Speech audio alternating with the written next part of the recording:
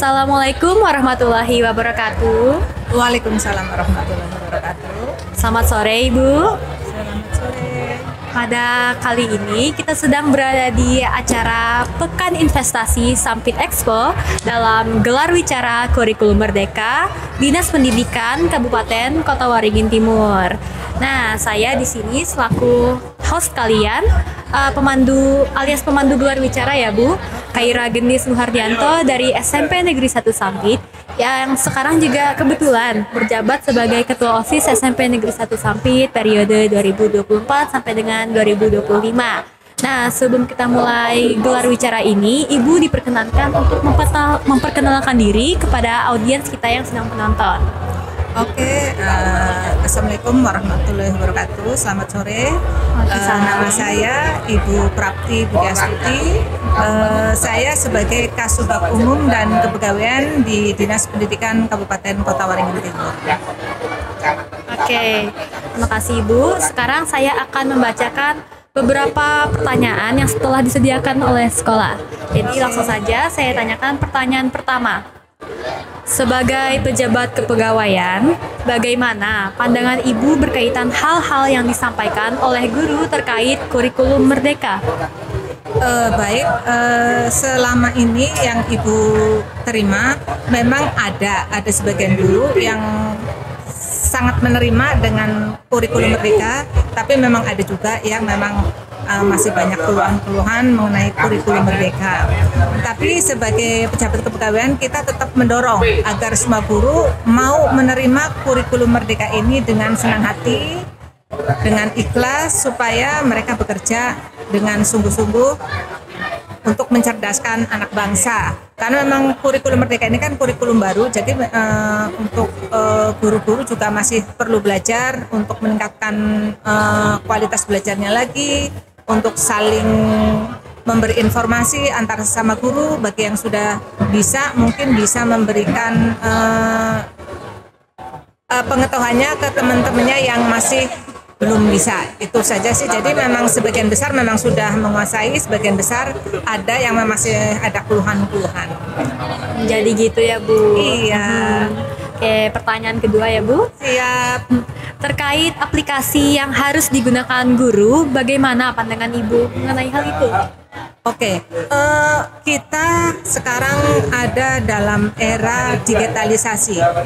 Suka tidak suka, kita harus memakai aplikasi yang ada. Jadi mau tidak mau, kalau kita memang ingin maju, supaya tidak ketinggalan, kita harus terus belajar menggunakan aplikasi-aplikasi yang telah disediakan. Begitupun dengan Bapak Ibu guru kita, mau nggak mau memang harus menggunakan begitu banyak aplikasi yang mungkin memang sebagian guru, terutama mungkin bagi yang sudah senior ya, mungkin agak sedikit kesulitan. Walaupun tidak menutup kemungkinan yang masih muda-muda juga mungkin ada juga yang belum menguasai untuk aplikasi-aplikasi yang sekarang ada di kurikulum merdeka ini. Tapi kita sebagai di bidang kepegawaian, kita tetap terus mendorong agar Bapak Ibu guru kita terus belajar dengan aplikasi ini, supaya kedepannya aplikasi ini berjalan dengan sesuai yang diharapkan oleh pemerintah. Itu aja sepertinya tadi. Ya, terima kasih Ibu. Sekarang kita lanjut ke pertanyaan ketiga. Bila ada hambatan dengan aplikasi yang digunakan, bagaimana solusi dari Ibu? Baik, saya banyak melihat sebenarnya untuk aplikasi ini sudah banyak yang bisa menggunakannya. Misalnya PMM atau apapun, memang di awal-awal sepertinya ada kebimbangan, karena selama ini kita kan memakai bukan PMM, yaitu e-kinerja. E-kinerja itu mereka sudah bisa menggunakannya, lalu berubah lagi menjadi PMM. Jadi mereka sepertinya ada keterkejutan, tapi Ibu yakin dengan berjalannya waktu, Bapak Ibu guru kita pasti akan bisa menggunakan semua aplikasi-aplikasi yang harus Bapak Ibu guru kerjakan. Dan harapan Ibu bagi Bapak Ibu guru yang memang masih belum menguasai aplikasi yang ada, terus harus belajar dan belajar melalui apapun.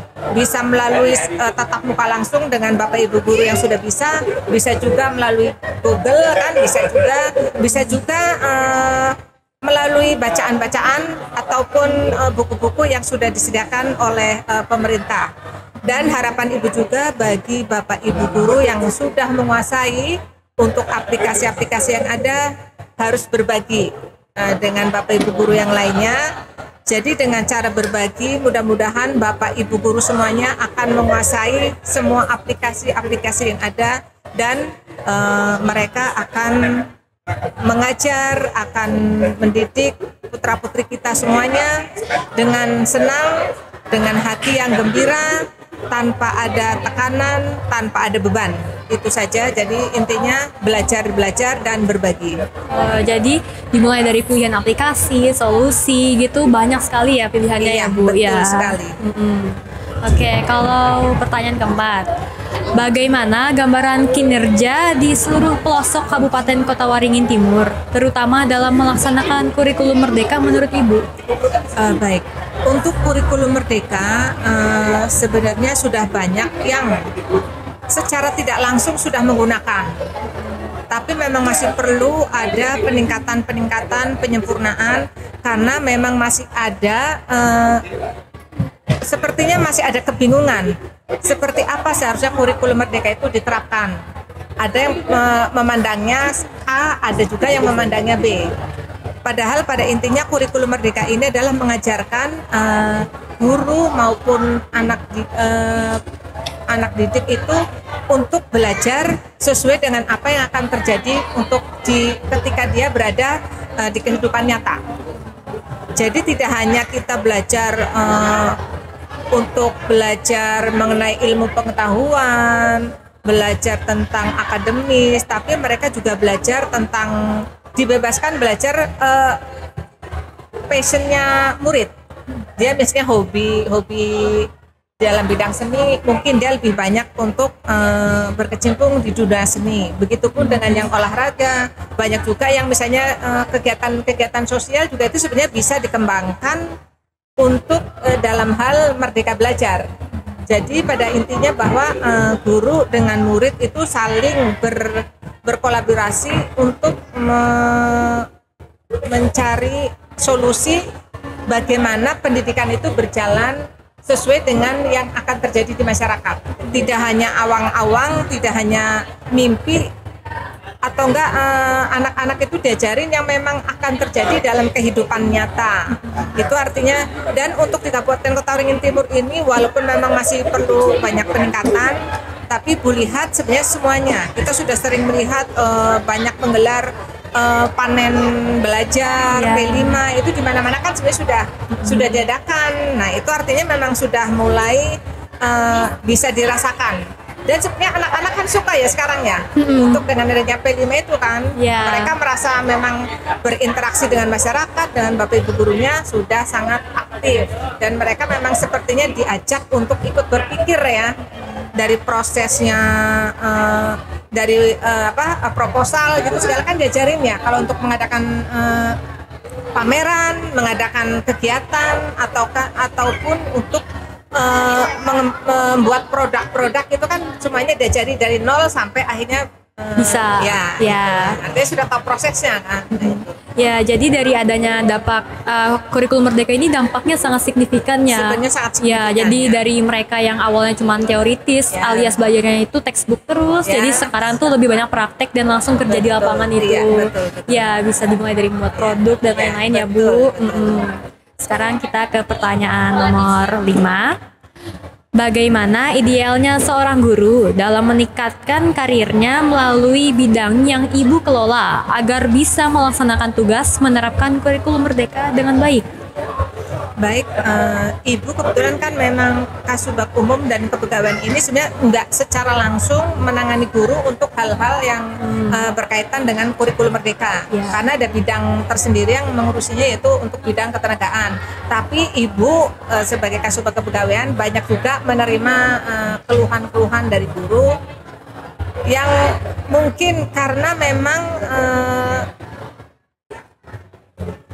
aplikasi ini memang karena baru, jadi pasti mereka itu ada sedikit kebingungan, apalagi perubahannya itu berjalan mungkin agak cepat.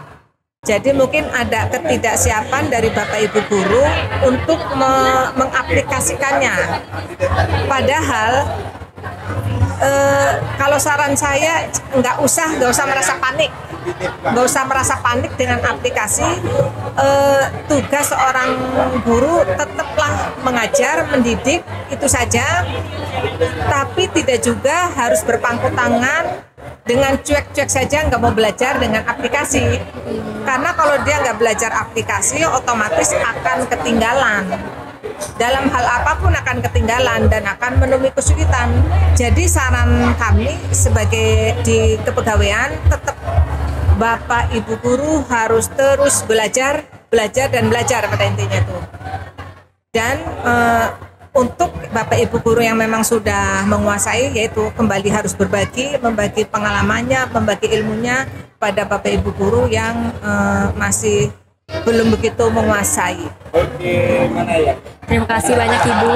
Nah, terlepas dari 5 pertanyaan ini tadi, saya ada pertanyaan terakhir nih yang telah disarankan untuk Misterius untuk membacakannya.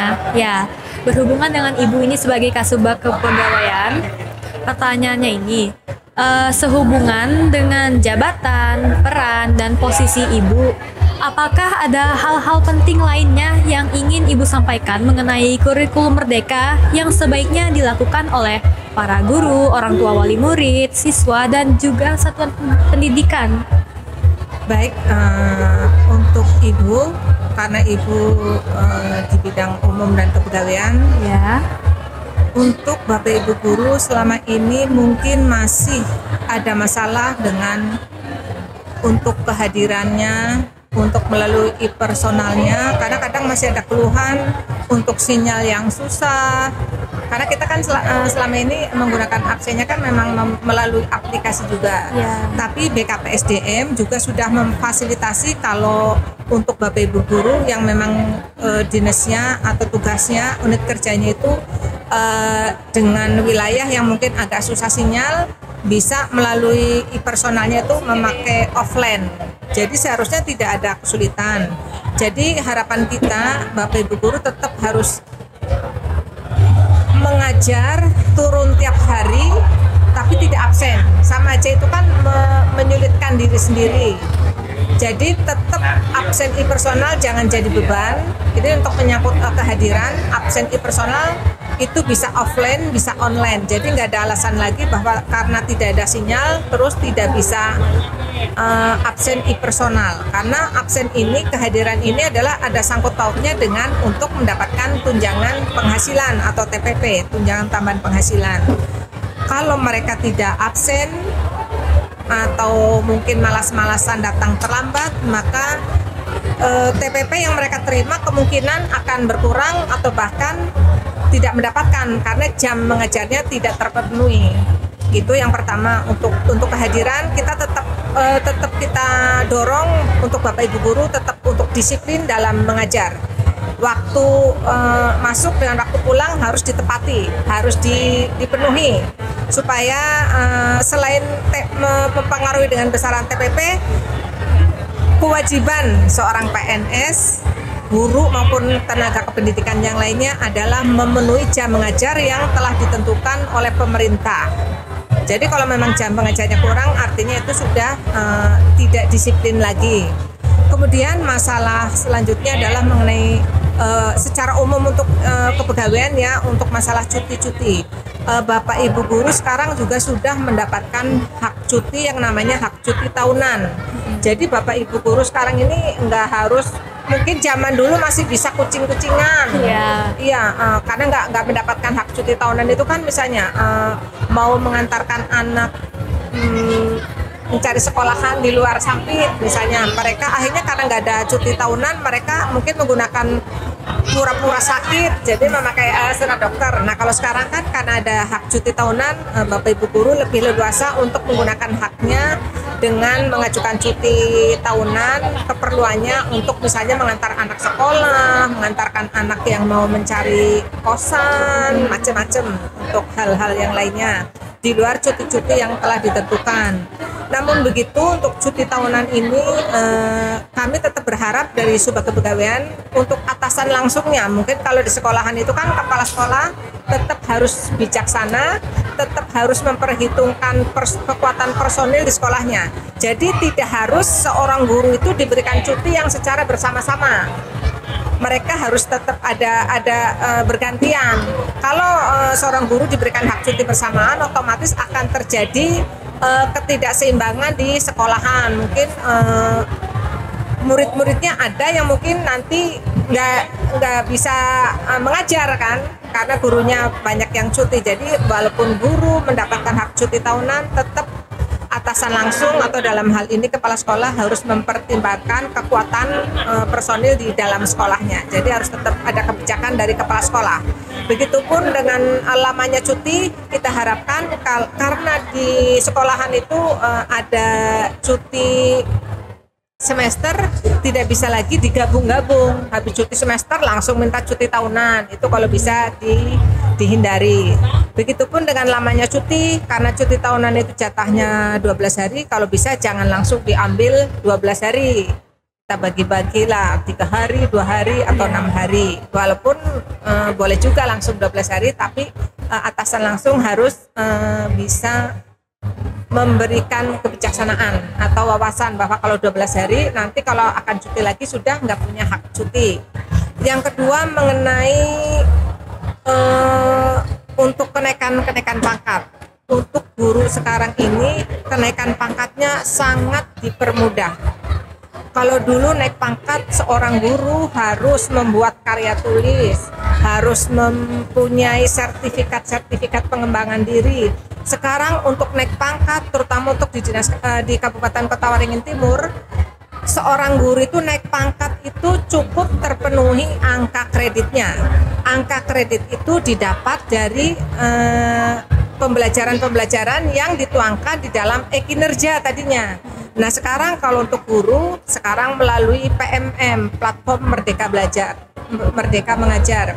Jadi tidak banyak berkas-berkas seperti dulu. Kalau seorang guru itu mau naik pangkat, cukup SKP-nya tercapai, angka kreditnya tercapai, SKP-nya bernilai baik minimal.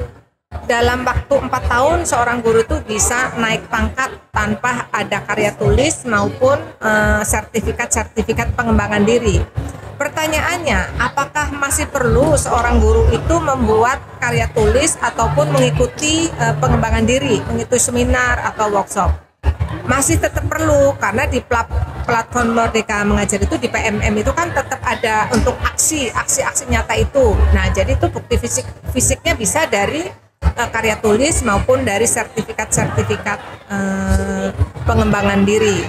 Jadi seorang guru tetap walaupun tidak dituntut untuk membuat karya tulis, kalau dia memang punya kemampuan untuk menulis tetap harus diasah kemampuannya, tetap harus menambah ilmu pengetahuannya.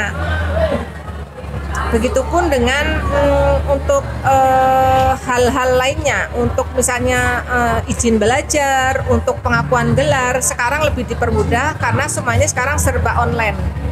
Dimanapun Bapak Ibu guru berada itu dia bisa langsung, oh saya mau naik pangkat, saya mau mengajukan izin belajar, tugas belajar, itu bisa dilakukan di unit kerjanya masing-masing. Kalau dulu kan kita harus berbondong-bondong ke BKPSDM atau BKD untuk menyerahkan berkas. Kalau sekarang bisa dimanapun mengajukan permohonan tentang kepegawaian itu melalui unit kerjanya masing-masing. Begitupun untuk pembuatan karis, karsu, karpek, semuanya sekarang serba online. Jadi tidak ada alasan untuk seorang guru itu melalaikan administrasinya karena sudah dipermudah. Dan kalaupun ada kesulitan bisa menghubungi kami di kepegawaian ataupun langsung ke front office di BKPSDM. Di situ sudah ada fasilitas dan orang-orang yang nantinya akan memandu Bapak Ibu guru kita dalam hal berurusan. Rasanya itu saja ya sudah ya. Iya, waktunya sudah cukup lama juga ya Bu. Ya. Oke. Jadi sudah waktunya kita akhiri ya gelar bicara kita. Tapi sebelum itu, Ibu ini boleh banget buat memberi apa ya, mungkin sebuah pantun atau quotes itu untuk menutup acara kita, atau mungkin juga bisa menceritakan pengalaman atau kesan-pesan selama di kurikulum Merdeka. Baik, kalau Ibu sih gini, Ibu begitu bangga dengan anak-anak sekolah saat ini. Contohnya kayak kalian inilah. Di zaman Ibu nggak bisa lah seperti kalian ini bisa mewawancarai dan bisa membawakannya dengan luas. Itu kan memang salah satu sebab dari adanya kurikulum Merdeka. Ya. Jadi kalian itu memang benar-benar Ibu sebenarnya speechless kalau melihat kalian sekarang ini. Jadi intinya memang kalian ini hidup di zaman sekarang ini sebenarnya susah. Tantangannya sangat berat. Kalau kalian tidak mengikuti zaman, kalian akan tertinggal. Dan alhamdulillah kalian semua Ibu lihat nih dimanapun ketika ada P5 digelar, Ibu sangat bangga dengan anak-anak sekarang. Cuman pesan Ibu tetap kalian memegang gadget, memegang HP harus dipergunakan untuk hal-hal yang positif. Karena walaupun kita tahu bahwa itu sangat bermanfaat untuk masa depan kalian, tapi itu juga bisa menghancurkan kalau gadget itu dipakai untuk hal-hal yang negatif. Nah, jadi itu saja pesan Ibu. Jauhi narkoba, pergunakan gadget dengan semestinya, dengan bijaksana, jauhi pergaulan bebas, itu sih. Jadi tetap semangat belajar, itu saja. Ya, terima kasih banyak ya Ibu. Ibu telah berkenan hadir untuk mengisi gelar bicara kita sebagai narasumber yang hebat sekali. Terima kasih. Jawaban-jawaban Ibu sangat membuat saya terpukau. Penjelasannya cukup jelas ya, menarik gitu. Nah ya mungkin sebenarnya Ibu nih kalau ngomong kurang ini karena mungkin memang bukan seorang guru, jadi ya agak belepotan, mohon dimaafkan. Tapi nggak apa-apa kok Bu, tetap masuk di saya. Ya. Karena memang anaknya cerdas. Ya, terima kasih banyak Ibu juga. Saya terima kasih banyak sama Ibu. Jadi langsung saja saya tutup gelar bicaranya. Saya Kaira Gendis Mardianto dari SMP Negeri 1 Sapit selaku pembawa gelar bicara kalian kali ini. Dengan ini izin pamit undur diri bersama dengan Ibu Prakti Budiastuti. Yes. Dengan ini kami ucapkan terima kasih. Wassalamualaikum warahmatullahi wabarakatuh. Selamat malam.